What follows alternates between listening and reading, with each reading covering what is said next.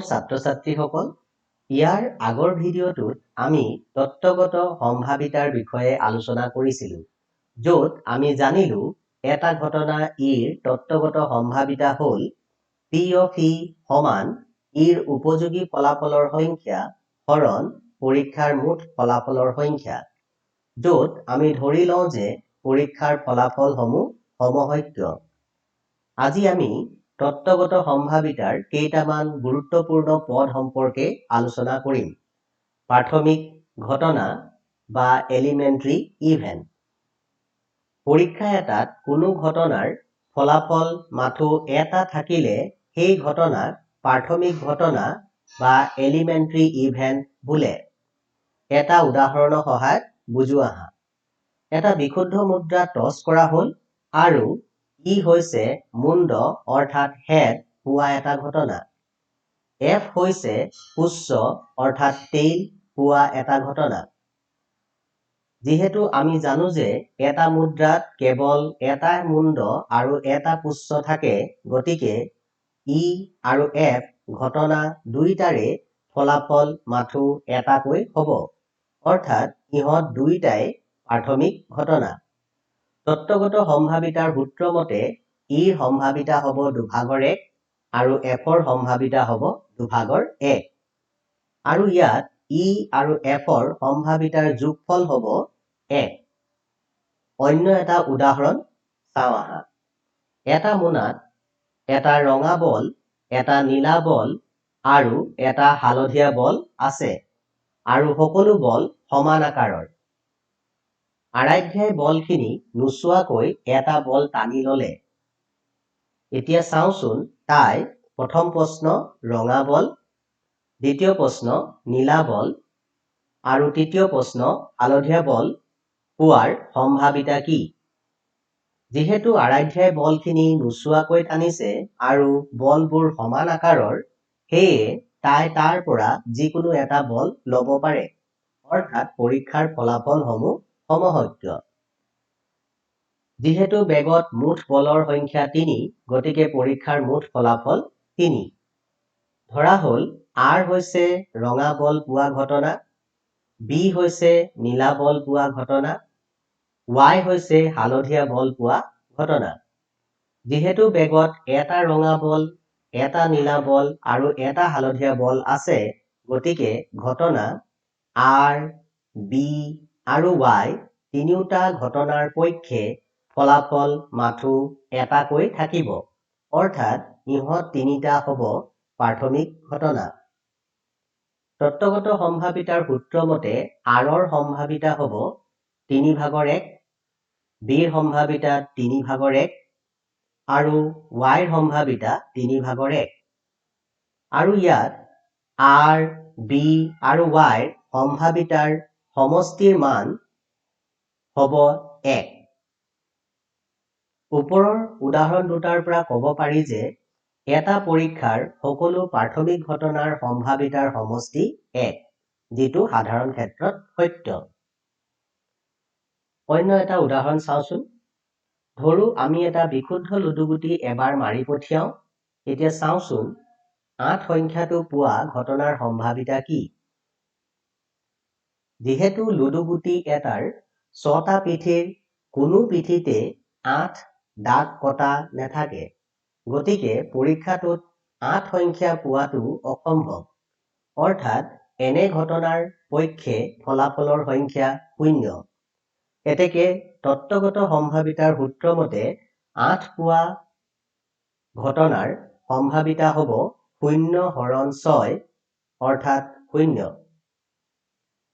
যিটো ঘটনা ঘটাৰ সম্ভাৱিতা 0, তেনে ঘটনাক অসম্ভৱ ঘটনা বা ইম্পচিবল ইভেণ্ট বোলে।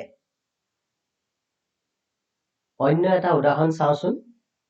ধৰো আমি এটা বিশুদ্ধ লুডুগুটি এবাৰ মাৰি পঠিয়াওঁ। এতিয়া 7তকৈ সৰু সংখ্যা পোৱা ঘটনাৰ সম্ভাৱিতা কি চাওঁ।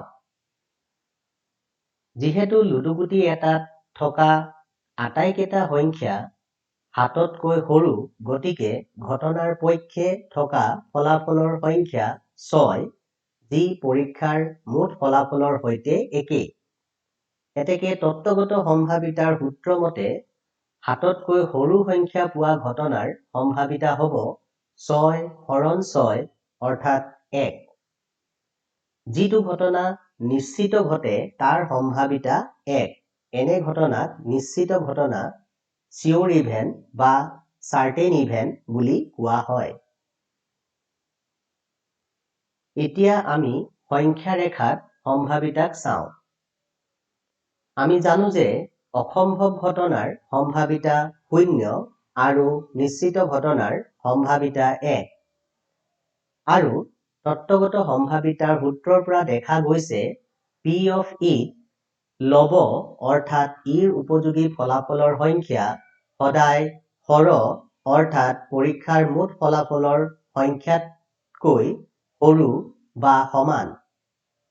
এতেকে এইটো নিশ্চিত যে কোনো ঘটনা ইৰ সম্ভাৱিতা 0তকৈ ডাঙৰ বা সমান আৰু 1তকৈ সৰু বা সমান। পূৰক ঘটনা কমপ্লিমেণ্টাৰী ইভেন্ট। ই নহয় নিৰ্দেশ কৰা ঘটনাক ই ঘটনাৰ পূৰক ঘটনা বোলা হয় আৰু ইয়াক ই ডেশ ই কমপ্লিমেণ্ট বা ই বাৰেৰে সূচিত কৰা হয়। পূৰক ঘটনাৰ লগত জড়িত গুৰুত্বপূৰ্ণ সূত্ৰ এটা হৈছে P of E plus P of E complement equal 1 বা P of E complement equal 1 minus P of E। উদাহৰণ এটাৰ সহায়ত বুজো আহা। 52টা কাৰ্ডযুক্ত ভালদৰে মিহলোৱা এযোৰ তাছপাতৰ জাপৰ পৰা এটা কাৰ্ড টানি লোৱা হ'ল। এতিয়া প্ৰথম প্ৰশ্ন, কাৰ্ডটো ৰজা হোৱা ঘটনা আৰু দ্বিতীয় প্ৰশ্ন, কাৰ্ডটো ৰজা নোহোৱা ঘটনা দুটাৰ সম্ভাৱিতা কি হ'ব চাওঁ। ভালদৰে মিহলোৱা কাৰ্যই নিশ্চিত কৰে যে এটা কাৰ্ড টানি আনিলে 52টা কাৰ্ডৰ যিকোনো এটা কাৰ্ড আহিব পাৰে। অৰ্থাৎ পৰীক্ষাটোৰ মুঠ 52টা ফলাফলেই সমসত্য। ইয়াত পৰীক্ষাৰ মুঠ ফলাফলৰ সংখ্যা 52।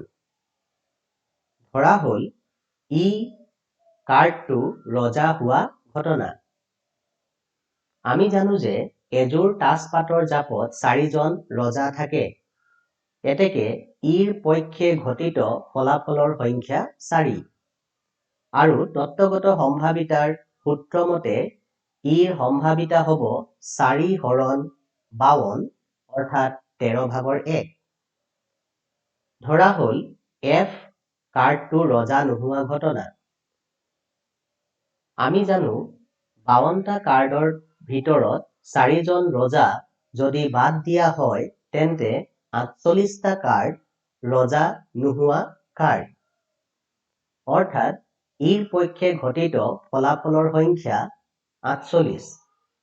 এতেকে তত্ত্বগত সম্ভাৱিতাৰ সূত্ৰ মতে Fৰ সম্ভাৱিতা হ'ব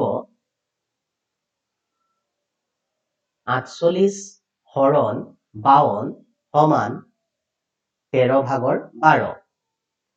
এই উদাহৰণটোত মন কৰিবলগীয়া যে F হৈছে ই নহয় ঘটনা অৰ্থাৎ ই ঘটনাৰ পূৰক ঘটনা। গতিকে Fৰ সম্ভাৱিতাৰ মান পূৰক ঘটনাৰ সূত্ৰ অনুসৰি তলত দিয়া দৰেও উলিয়াব পাৰি। Fৰ সম্ভাৱিতা সমান ইৰ পূৰক ঘটনাৰ সম্ভাৱিতা সমান 1 বিয়োগ ইৰ সম্ভাৱিতা সমান 1 বিয়োগ 13/1 সমান 13/12। আজি আমি প্ৰাথমিক ঘটনা, নিশ্চিত ঘটনা, অসম্ভৱ ঘটনা আৰু পূৰক ঘটনাৰ বিষয়ে আলোচনা কৰিলো। আশা কৰো তোমালোকে আজিৰ পাঠটো ভালদৰে বুজি পাইছা আৰু নিজৰ পাঠ্যপুথিত থকা একেই ধৰণৰ প্ৰশ্নসমূহ অনুশীলন কৰিবলৈ চেষ্টা কৰিবা। ধন্যবাদ।